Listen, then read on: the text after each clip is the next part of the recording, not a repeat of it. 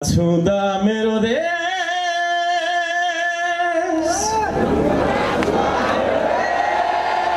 सबैले गाउनु होला, देशलाई सम्झेर नलजाइकन गाउनु होला। ढुङ्गा छुँदा मेरो देश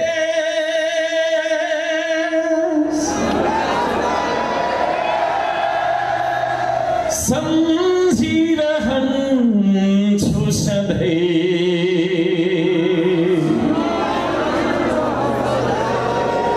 माटो छुँदा मेरो देश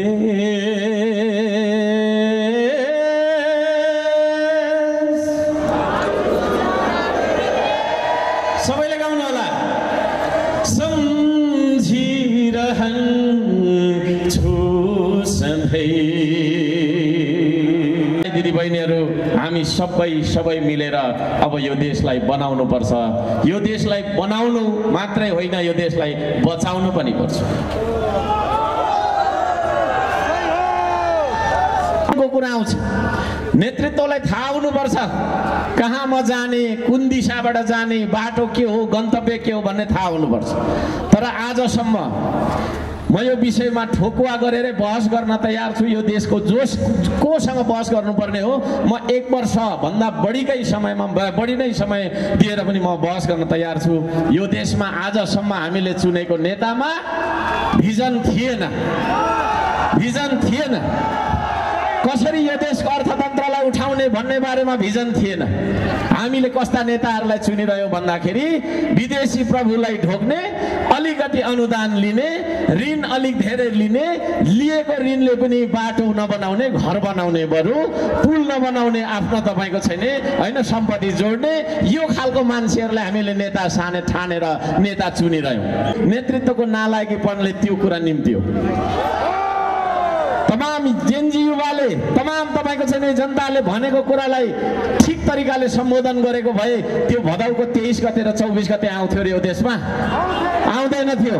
जनतालाई हेप्ने, जनतालाई चेप्ने, कुट्दै राखेको तपाईँको छैन होइन, पेल्दै आएको कारणले गर्दाखेरि त्यसरी नै जान सकिन्छ भन्ने किसिमको तपाईँको छैन त्यो दमनकारी नीति गरेको कारणले गर्दाखेरि त्यो दुर्घटना हामीले नचाहँदै भयो। देशलाई सधैँभरि तपाईँको छैन अराजकता, अशान्ति र अस्थिरतातर्फ लगिरहने मान्छेहरूलाई हामीले नेता सम्झिरह्यौँ। त्यो नेता थिएन हाम्रो लागि, वास्तविक नेता थिएनन्। ती थिए त तपाईँको छैन विदेशी इसारामा चल्ने मानिसहरू थिए, दम्बले फुलेका मानिसहरू थिए, जसले देशका जनतालाई किरा फट्याङ्ग्रा सम्झेर मार्नुपर्छ, दमन गर्नुपर्छ, जसरी पनि ठिक लगाइहालिन्छ भन्ने खालका तपाईँको निरङ्कुश सोच विचारले हाबी भएका मानिसहरू थिए। त्यस्ता मानिसहरूलाई हामीले नेतृत्व सम्झिरह्यौँ, नेता सम्झिरहेर देश सुम्पिरह्यौँ, सत्ता सुम्पिरह्यौँ, सरकार सुम्पिरह्यौँ। भन्दा मान्छेलाई विकासको केन्द्रबिन्दु मान्ने अवधारणा हो श्रम संस्कृति। मान्छे मारेर विकास हुँदैन भन्ने सोचाइ हो श्रम संस्कृति है। विकासको केन्द्रबिन्दु मान्छे हो। मान्छे छ भने विकासको परिकल्पना गर्न सकिन्छ। तर मान्छेलाई विस्थापित गरेर, मान्छेलाई मारेर, कुल्चेर, काटेर होइन तपाईँको छैन फसाएर कुनै तपाईँको छैन अर्को कुरा प्राप्त गर्न चाहँदैन श्रम संस्कृति। श्रम संस्कृतिले तपाईँलाई माया गर्न सिकाउँछ। श्रम संस्कृतिले तपाईँले देशलाई माया गर्नुपर्छ भन्छ। श्रम संस्कृतिले देशले तपाईँलाई माया गर्नुपर्छ, सरकारले तपाईँलाई माया गर्नुपर्छ भन्छ।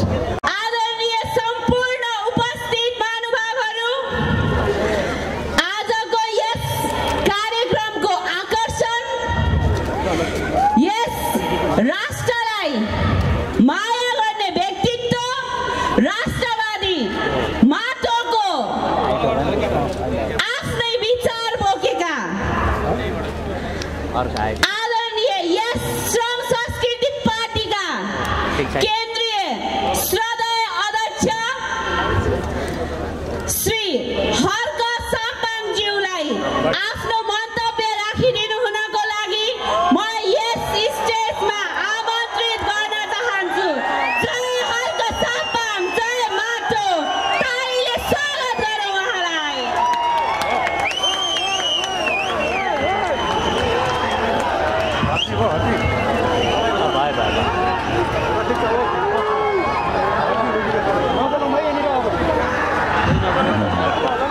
सन्चै हुनुहुन्छ?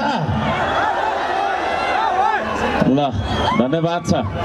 खुसी लाग्यो यहाँहरू सन्चै हुनुहुँदो रहेछ। यो हाम्रो सङ्गठन विस्तार तथा पार्टी प्रवेश कार्यक्रम भनेर लेखेका छौँ। यो कार्यक्रमका सभाध्यक्षज्यू, मञ्चमा मसँगै बस्नुहुने ठुल्ठुलो ढुङ्गा बोक्ने हाम्रो यो पार्टी भन्दा म चाहिँ अभियान भन्छु है, महाअभियान भन्छु। पार्टीदेखि चाहिँ वक्क दिक्क एकदम पीडित भएर थुप्रै वर्ष हिँडेको मान्छे भएको कारणले पार्टी भन्नु कता कता मनमै मान्दैन। एनिवेज हामीले चाहिँ नि निर्वाचन आयोगमा दर्ता गऱ्यौँ, त्यसले गर्दा पार्टी नै भन्नु पर्ला। यो हाम्रो श्रम संस्कृति महाअभियानको नेता हुँदैन, कार्यकर्ता पनि हुँदैन। त्यसो भएको कारणले गर्दाखेरि यहाँ अगाडितिर बस्नुहुनेहरू चाहिँ अलिक ठुल्ठुलो ढुङ्गा बोक्ने श्रमदाता हो। र ठुल्ठुलो ढुङ्गा बोक्ने श्रमदाताज्यूहरू एकमुष्टमा मैले त्यसरी सम्बोधन गरेँ। यहाँ तल पनि हुनुहुन्छ ढुङ्गा बोक्नलाई सघाउने श्रमदाताहरू हुनुहुन्छ। तपाईँहरू यहाँ बस्नेहरू भन्दा महत्त्वपूर्ण हो है, किनभने तपाईँहरू त्यहाँ उभिएर कार्यक्रम हेरिराख्नु भएको छ है। त्यसो भएको कारणले गर्दाखेरि यताभन्दा यतातिर चाहिँ मेरो अलि धेरै नमस्कार सम्मान छ। यतातिर पनि छ भन्नुको मतलब यहाँ फ्लोरमा बस्नुहुनेहरूलाई हार्दिक सलाम गर्न चाहन्छु। अब 2-4 मिनट म तपाईँहरूको लिन्छु है। एक दुईवटा कुराहरू मैले राख्नै पर्छ। अब यो श्रम संस्कृति भनेको के हो, यसले गर्न खोजेको के हो भन्ने कुराहरू हुन त मैले विभिन्न कार्यक्रममा बोल्दाखेरि त्यो जाहेर गरिसकेकै छु। तथापि मैले यहाँहरूलाई सामुन्नेमा आएर फेस टु फेस सशरीर उपस्थित भएर पनि मैले केही कुराहरू भन्नुपर्ने छ। म तपाईँहरूको केही समय लिन्छु, हुन्छ? सबैलाई माया सम्झना छ हो। जय माटो भनिदिउँ त सुरुमै। उपस्थित मैले मान्नुपर्ने आदरणीय आमा बुवा दाजुभाइ दिदीबहिनीहरू, भान्जा भान्जी र जेन्जीहरू, सम्पूर्ण पत्रकार सुरक्षाकर्मी सबैजनालाई सेवा ढोग नमस्कार टक्राउन चाहन्छु। श्रमदानको अभिवादन टक्राउन चाहन्छु। जय श्रमदान, जय श्रमदाता हो। माटो बोल्छ, अब माटो बोल्छ। आज यहाँहरू सबैजनालाई धन्यवाद दिन चाहन्छु। अब एउटा गीतबाट सुरु गरौँ, हुन्छ? हो, म सँगसँगै मैले जसरी नै गाउनु है ल। म जे गाउँछु त्यही गाउनु, मैले जस्तो गाउँछु जसरी गाउँछु त्यसरी नै गाउनु। मैले गाइसकेपछि सुनेर के गाउनु पर्ने रहेछ भन्ने थाहा पनि भएर गाउनु। फेरि त्यतिकै मुखमा त्यही चलाएर हुँदैन है। हो, भित्र मनबाट गाउनु, मुखबाट होइन, मनबाट गाउनुपर्छ गीत। त्यसो भएको कारणले गर्दाखेरि म सबैजनालाई मैसँगै गीत गाउनका लागि म अनुरोध गर्न चाहन्छु। यता बस्नेहरूले पनि बसेर नै गाउँदा हुन्छ। तयार हुनुहुन्छ? ढुङ्गा छुँदा मेरो देश,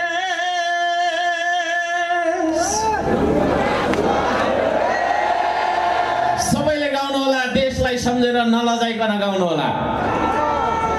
ढुङ्गा छुँदा मेरो देश,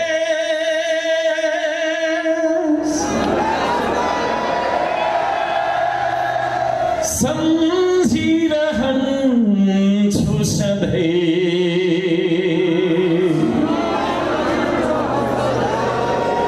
माटो छुँदा मेरो देश,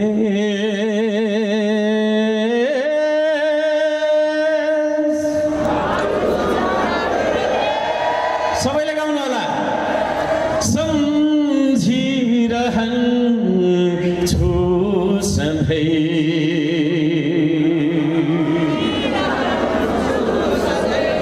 बेटर गाउँ है। ढुङ्गा छुँदा मेरो देश, सम्झिरहन्छु सधैँ।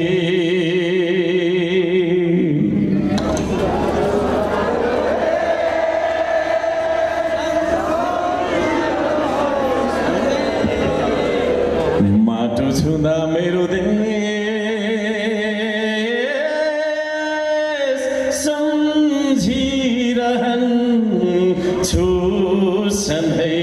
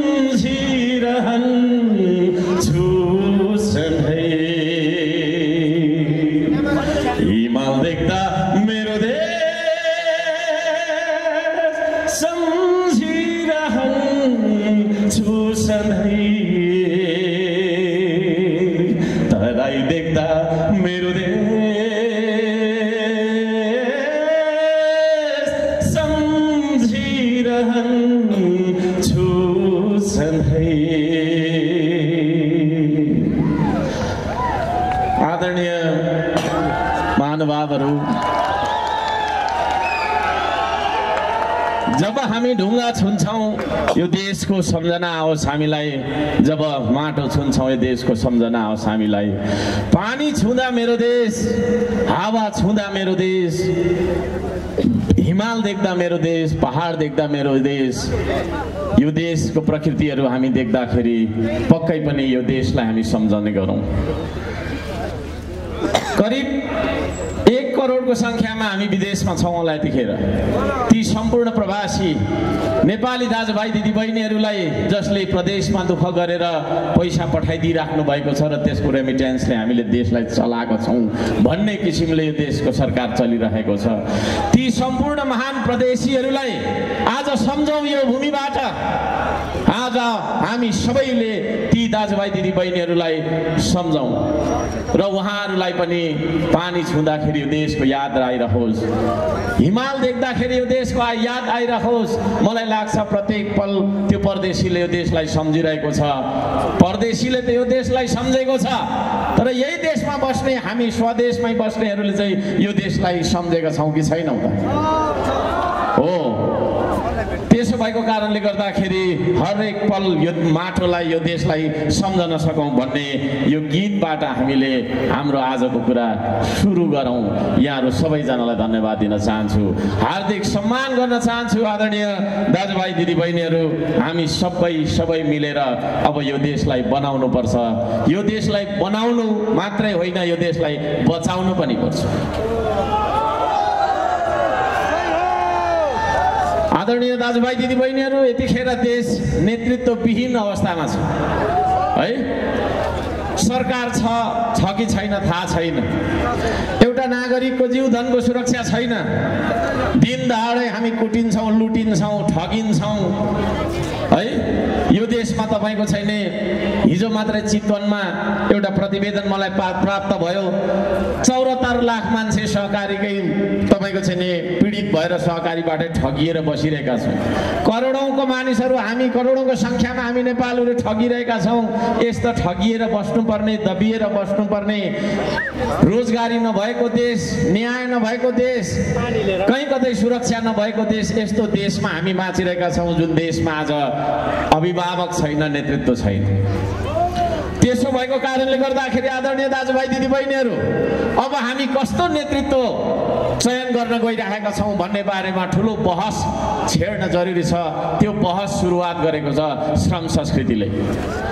म यहाँहरूसँग सल्लाह गर्न आएको हुँ, यहाँहरूसँग सँगसँगै कराउन आएको हौँ, सँगसँगै नाच्न आएको हौँ, सँगसँगै हामी गाउन आएको हौँ। भरे एकछिन हामी नाच्छौँ पनि।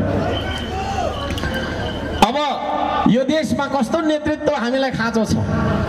हामीले अहिलेसम्म चुनेका नेताहरू, हामीले चुनेका नेतृत्व मानेका नेतृत्व कस्ता थिए? हामीले गहिरो समीक्षा गर्नुपर्ने, देशलाई कस्तो खालको नेतृत्व दिनुपर्ने भन्ने बारेमा गहिरो बहस गर्नुपर्ने बेला आएको छ। आदरणीय दाजुभाइ दिदीबहिनीहरू, नेतृत्व भन्ने बित्तिकै भिजनको कुरा आउँछ, दृष्टिकोणको कुरा आउँछ। नेतृत्वलाई थाहा हुनुपर्छ कहाँ म जाने, कुन दिशाबाट जाने, बाटो के हो, गन्तव्य के हो भन्ने थाहा हुनुपर्छ। तर आजसम्म म यो विषयमा ठोकुवा गरेर बहस गर्न तयार छु। यो देशको कोसँग बहस गर्नुपर्ने हो, म 1 वर्षभन्दा बढी नै समय दिएर पनि म बहस गर्न तयार छु। यो देशमा आजसम्म हामीले चुनेको नेतामा भिजन थिएन।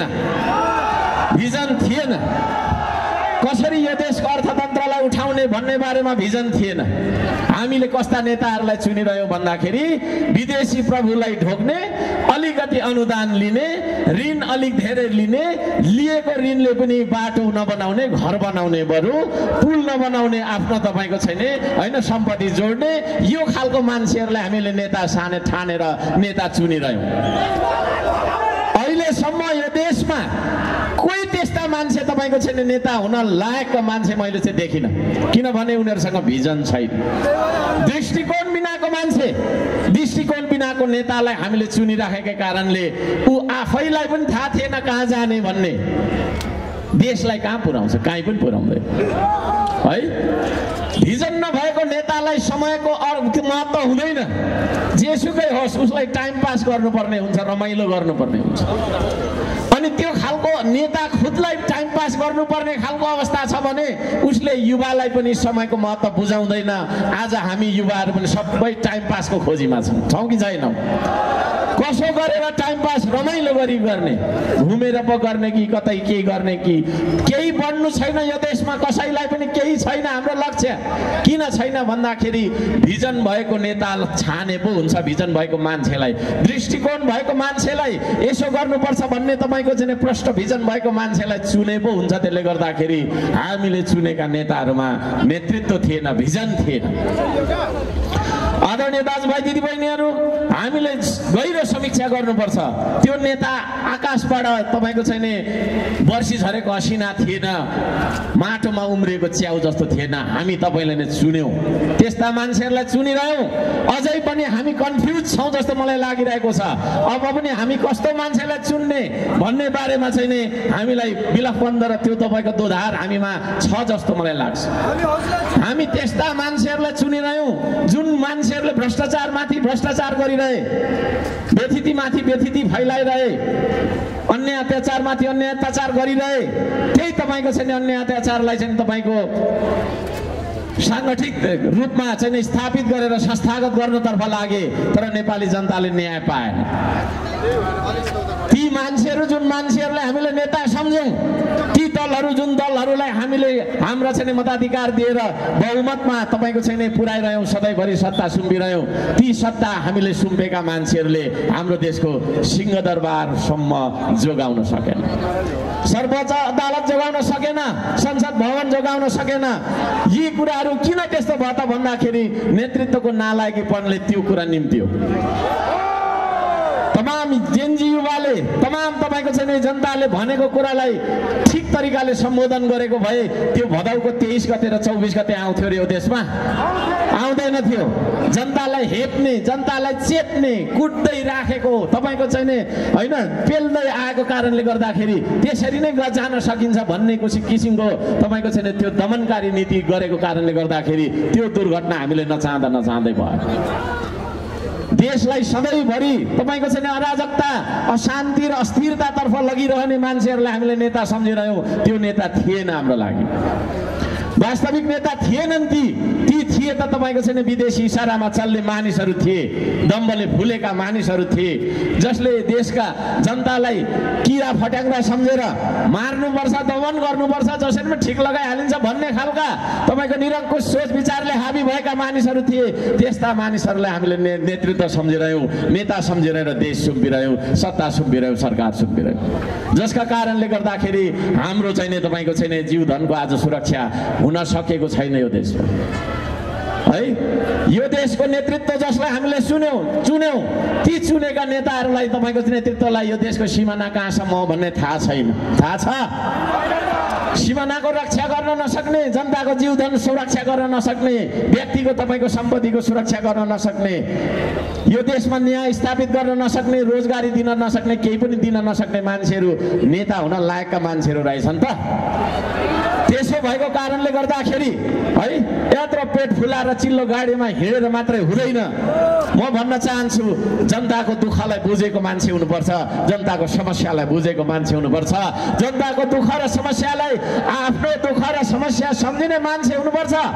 त्यस्तो नेतृत्वको खाँचो छ र त्यस्तो नेतृत्व बनेर एउटा अन्तिम विकल्पको रूपमा तपाईहरुको सामुन्ने, हामी सबैको सामुन्ने, हामी सबैको आफ्नो श्रम संस्कृति आएको कुरा म यहाँ सबैजनालाई निवेदन गर्न चाहन्छु। श्रम संस्कृतिसँग छ भिजन है। We have the vision. हामी यो देशलाई कसरी परिवर्तन गर्न सक्छौं भन्ने जरादेखिको उपाय हामीसँग छ। हामी त्यतिकै हावामा तपाईको छैन 3 घण्टा भाषण ठोकेर आफूलाई नेता सम्झदैनौं है। जनताको गरिब बस्ती बस्तीमा हामी पुगेका छौं, जनताको दुःखमा हामी तपाईको छैन रोएका छौं, जनताको तपाईको हरेक समस्यालाई हामीले बुझेका छौं।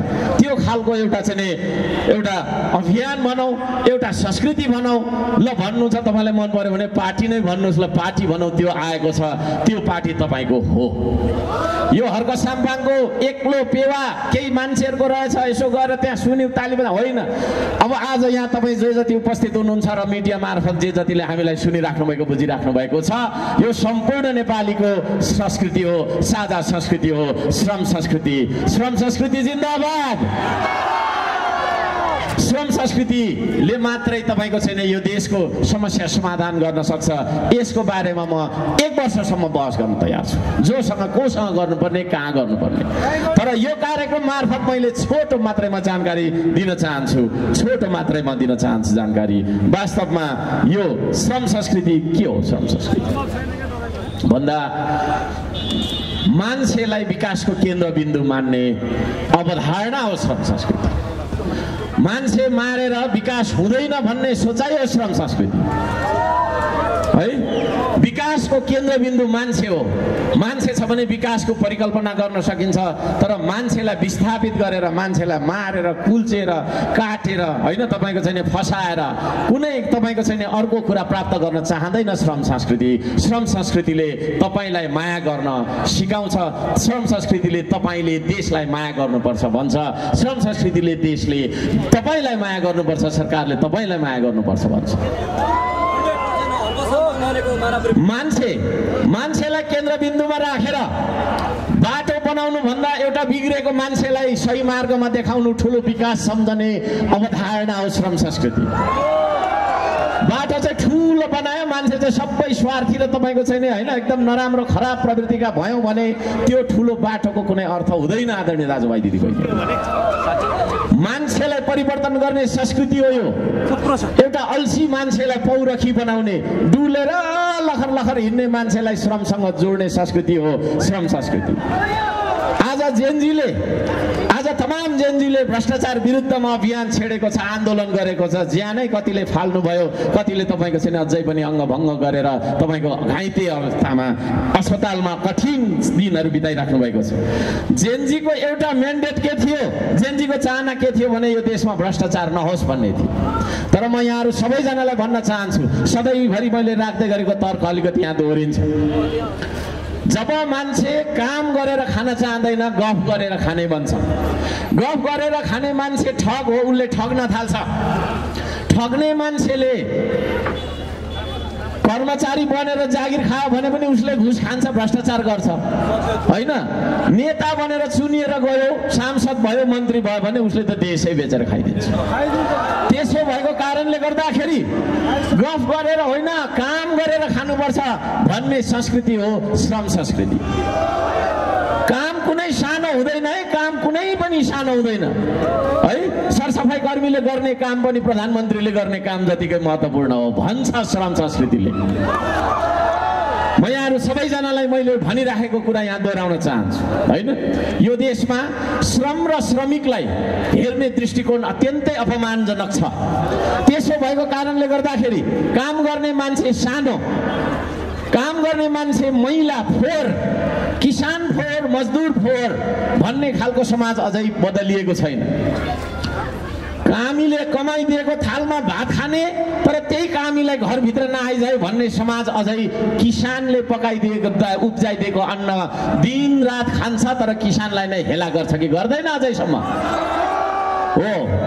दमाईले सिलाइदिएको लुगा लगाएर होइन बस्ने तर दमाईलाई छिछि दूर दूर मेरो चाहिँ यता नआइजाए भनेर भन्ने समाजले अझै पनि मजदुरले बनाइदिएको घरमा बस्छ तर त्यो मजदुरलाई हेला गर्छ कि गर्दैन। त्यस्तो भएको कारणले गर्दाखेरि कामलाई हेर्ने दृष्टिकोण श्रम नै हो त्यो शक्ति जसले सम्पदालाई सम्पत्तिमा रूपान्तरण गर्छ। हामीसँग हिमाल छ, पहाड छ, खनिज छ भनेर के गर्नु?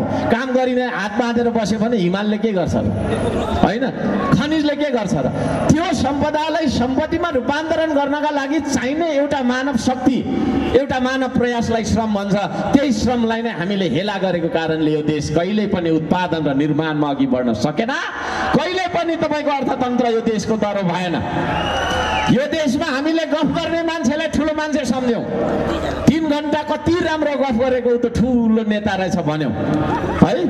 तर त्यो नेताले देश बेचिरहेको देखेन, उसैलाई नमस्ते गरिरह्यौं है। त्यो देश त्यही नेताले तपाईको चाहिँ हामीले सुरक्षा दिन नसकेर हामी सडकमा घिसारिँदै मारिनु परेको हाम्रो गिदी तपाईको चाहिँ साथीले उठाइहिनेको दिन हामीले देख्नु पर्यो है। गफै मात्रै गरेर बस्ने, गफै मात्रै गरेर बस्ने, गफ पनि देशको गरे त हुन्थ्यो त विदेशको गर्ने है। यो देशका पार्टीहरू सबै तपाईको विदेशको सिद्धान्त बोकेको। 200 वर्ष पहिला जर्मनीमा मार्क्सले के लेख्यो अरे? काठमाडौँको माटोको सुगन्ध कस्तो छ भन्ने जर्मनीको मार्क्सलाई थाहा थियो? हावामा है। चीनमा माओले के क्रान्ति गर्यो अरे है? चीन र नेपाल मिल्छ? नहुने कुरा गरेर हामी बिग्र्यौं। त्यसले गर्दाखेरि विचार पनि हाम्रो विदेशी नै आयो, सोच विचार पनि विदेशी नै आयो। हामी इशारा पनि विदेशीकै इशारामा सरकार चलाउने खालको देशमा बसिरहेका छौं। अब त्यो देशलाई परिवर्तन गर्ने संस्कृति हो श्रम संस्कृति। श्रम संस्कृतिले गर्न चाहन्छ यो चीज। श्रम संस्कृतिले स्वाधीन अर्थतन्त्रको कुरा गर्छ। तपाई काम गर्नुस्, तपाईले छिमेकीबाट ऋण लिएर भात खाँदै हुनुहुन्छ भने यो देश स्वाधीन बन्न सक्दैन। आदरणीय दाजुभाइ दिदीबहिनीहरू, यो देश स्वाधीन बन्न सक्दैन। त्यसो भएको कारणले 2 हात तपाईहरुको म हेर्न चाहन्छु। सबैजनाको 2 हात देखाइदिनुस् त। हो, यतिका धेरै 2 हातहरू हेर्न पाउँदाखेरि अत्यन्तै खुसी लाग्यो। त्यो 2 हात चलाएर तपाईँ आफै बाँच्नुपर्छ। तपाईँ आफै बाँच्नुपर्छ। व्यक्तिलाई तपाईँको छैन श्रममा जोडेर, श्रम मार्फत माटोमा जोडेर, माटो हुँदै देशसँग एउटा नागरिकलाई जोड्ने अभियान हो श्रम संस्कृति। त्यो श्रम संस्कृतिमा म यहाँहरू सबैजनालाई हार्दिक स्वागत गर्न चाहन्छु। देशलाई नचिनेर, देशको प्रकृतिलाई नबुझेर, देशको संस्कृतिलाई नबुझेर आदरणीय दाजुभाइ दिदीबहिनीहरू हामी धेरै पछि पर्यौं। मैले भन्ने गरेको कुरा, यो देश, यो संसारमा आधुनिकता भन्ने कहीँ छैन, छ त सिर्फ संस्कृति छ। तर यदि हामी आफ्नो संस्कृतिलाई बिर्सन्छौँ भने विदेशी संस्कृति हाम्रो देशमा आइपुग्छ अनि त्यो विदेशी हाम्रो देशमा आएको नयाँ संस्कृति हामीलाई आधुनिकता हो भन्ने लाग्छ अनि त्यो कुरालाई अपनाउँछौँ। हाम्रो सबै धनराशि तपाईँको चाहिँ त्यो विदेशी संस्कृतिलाई दिइपठाउँछौँ। त्यसो भएको कारणले गर्दाखेरि हाम्रो देश संस्कृतिमा धनी देश। अब यही देशको संस्कृतिसँग युवालाई जोड्न चाहन्छ, त्यो संस्कृति हो श्रम संस्कृति। स्वाधीनताको कुरा गर्छ श्रम संस्कृतिले। विदेशी ऋणको भरमा देशको बाटो बनाउनु पर्छ, पुल बनाउनु पर्छ भन्दैन। यही देशको तपाईको छैन हामी सबैसँग भएको 2 हात प्रयोग गरेर यही देशको स्रोतलाई परिचालन गरेर, यही देशको अर्थतन्त्रलाई उभो लगाएर, यही देशमा उत्पादन गरेर, यही देशमा राम्रा कामहरू गरेर देशलाई अगाडि बढाउन चाहन्छ। आदरणीय दाजुभाइ दिदीबहिनीहरू, विदेशी तपाईँको छैन चलखेलमा, विदेशी तपाईँको रणमैदान बन्न आँटेको हाम्रो देशलाई बचाउन निस्किएको एउटा महाअभियान हो श्रम संस्कृति अभियान। त्यो श्रम संस्कृति अभियानमा तपाईँ जोडिन चाहनुहुन्छ? म सबैलाई सोध्न चाहन्छु, तपाईँ जोडिन चाहनुहुन्छ? अलि साह्रो भनिदिनुहोस्, पछाडि बस्नेहरूले भनिदिनुहोस् तपाईँ जोडिन चाहनुहुन्छ हो कि तपाईँलाई लागिरहेको छ म त एमालेको यस्तो नेता, म त कङ्ग्रेसको यस्तो नेता, म त यो पार्टीको भयो। गफ नगर्नुहोस्, त्यो गफ सुनेको 70 वर्ष भइसक्यो, 80 वर्ष भइसक्यो। Now we cannot wait anymore. अब हामी पर्खन सक्दैनौँ। 100 वर्षसम्म हेरौँ न त हाम्रो पार्टीहरूलाई कतै गर्छ कि भन्ने फुल त्यो खालको मूर्ख हामी बन्दैनौँ। यहाँ अधिकांश जेनजीहरू उपस्थित हुनुभएको छ। जेनजीहरूलाई त्यो कुरा मनपर्छ हो। जेनजीहरूले एउटा कुरा भन्न खोजेको कुरा के छ भने अब हामी विकास मात्रै होइन क्रान्तिकारी विकास गरौँ भन्न खोजेको छ। क्रान्तिकारी विकास र विकासमा के फरक छ म तपाईँहरूलाई भन्न चाहन्छु। विकास भन्ने ठेकदारले पनि गर्न सक्छ, तर क्रान्तिकारी विकास भनेको तपाईँ हामी सबै मिलेर गर्छौँ। ठेकदारले 1 वर्ष लगाएर गर्ने काम यदि श्रमदानबाट हामीले 1 महिनामा गर्न सक्छौँ भने 11 महिना बचाउँछौँ। त्यो 11 महिना बचाएर त्यसरी तपाईँको छैन छिटो द्रुत गतिमा फास्ट ट्र्याकमा विकास गर्न चाहन्छ। त्यो विकासलाई क्रान्तिकारी विकास भन्छ। त्यो विकास आजको आवश्यकता हो। म यहाँहरू सबैजनालाई भन्न चाहन्छु, विदेशी ऋणबाट एडिबी र वर्ल्ड ब्याङ्कले दिन्छ अनि म विकास गर्छु भन्ने आशामुखी बन्दैन। हाम्रो अब श्रम संस्कृतिले त्यो बन्न हामीलाई सिकाउँदैन। त्यो कुरा जेनजीले भन्न चाहेको हो भन्ने मैले बुझेको छु है। जेनजीको आन्दोलनमा भएको अनस्पोकन ट्रुथ नभनिएको एउटा सत्य के छ भन्दाखेरि हाम्रो विचार अनुसारको राज्य हुनुपर्छ भन्ने पनि हो कि होइन? त्यसो भएको कारणले गर्दाखेरि आदरणीय दाजुभाइ दिदीबहिनीहरू, हामीले घोषणा पत्रमा लेखेका छौँ हामी सरकार गठन गरिसकेपछि हामीले नै जित्छौँ, हामीले नै जित्ने हो। कुनै शङ्का छ? हामीले जित्छौँ, हामीले सरकार गठन गर्छौँ। त्यस पछाडि हामीले चाहिँ जेनजीको एउटा आयोग बनाउँछौँ है। जेनजीले के भन्न चाहेको छ भन्ने बुझ्नु पर्यो नि होइन? 80 वर्ष पुगेको तपाईँको चाहिँ मान्छेले, नेताले सोचेको कुरा र तपाईँको चाहिँ हिजो अस्तिको बाल के तपाईँको चाहिँ एउटा युवा पुस्ताले सोचेको कुरा मिल्छ? त्यसले गर्दाखेरि यो देशको नीति बनाउँदाखेरि जेनजीको स्पिरिटलाई, जेनजीको चाहिँ सेन्टिमेन्टलाई, जेनजीको तपाईँको चाहिँ निड्सलाई, सबै कुरालाई चाहिँ आवश्यकता, चाहना र तपाईँको चाहिँ भावनालाई समेटेर यो देशको अग्रगामी छलाङ मार्ने गरीको नीतिहरू हामीले बनाउनुपर्छ। किनभने मैले आज जे सोचिरहेको छु म भन्दा 20 वर्ष पछाडि जन्मेको बालकले, त्यो जेनजीले, त्यो युवाले मैले सोचेको लेभलमा सोचेको हुँदैन। He is thinking the next level है। त्यसले गर्दाखेरि त्यो खालको अग्रगामी कार्यक्रमहरू हामीले बनाउनु पर्छ। यो त केटाकेटी हो। मलाई पनि अघि कुन चाहिँले भन्दा थियो तपाईँको के अरे पत्रकारले अघि भर्खरको ठेट्ना छ, भर्खर सिक्दैछ भन्दै थियो। त्यो होइन, त्यो होइन, त्यो तरिकाले जाँदैन है। त्यो तरिकाले जाँदैन। संसार कहाँदेखि कहाँ पुगिसकेको छ यो कुरा हेर्न जरुरी छ। 70 वर्षदेखि तपाईँको भाषण गर्ने पार्टीको पछाडि लाग्दाखेरि उत्तरतर्फको छिमेकी चीनले हामीलाई झन्डै 200 वर्ष पछाडि छोडेन विकासमा।